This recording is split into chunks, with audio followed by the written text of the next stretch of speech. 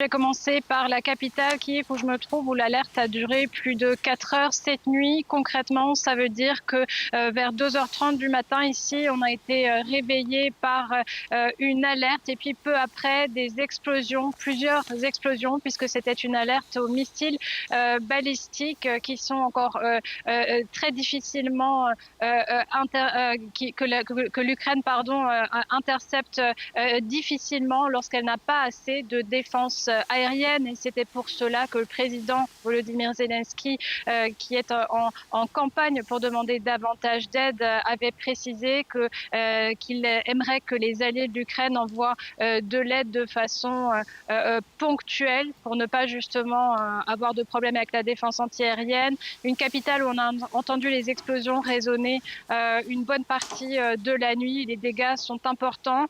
Parmi les morts, il y a une femme de 35 ans, un enfant de 12 ans. Parmi les blessés, plus d'une cinquantaine de blessés ici à Kiev. Il y a eu des secouristes, des premiers intervenants sur le site d'une frappe. Donc on soupçonne une tactique de double frappe. C'est une tactique très souvent employée par la Russie pour causer un maximum de dégâts parmi les secouristes. Justement, ils attendent qu'ils arrivent sur place pour répondre à une première frappe avant d'envoyer une seconde salve de missiles ou de drones. Le bilan est lourd également ailleurs. À Odessa, on compte au moins 7 personnes décédées cette nuit dans des frappes qui ont touché des bâtiments résidentiels. À Dnipro aussi, 2 morts, plusieurs blessés. C'est extrêmement difficile pour la population d'avoir assez de temps pour se mettre à l'abri lors de frappes d'une telle ampleur. Donc une nouvelle fois, des millions de personnes ont été pris par surprise parfois en plein milieu de la nuit à travers le pays.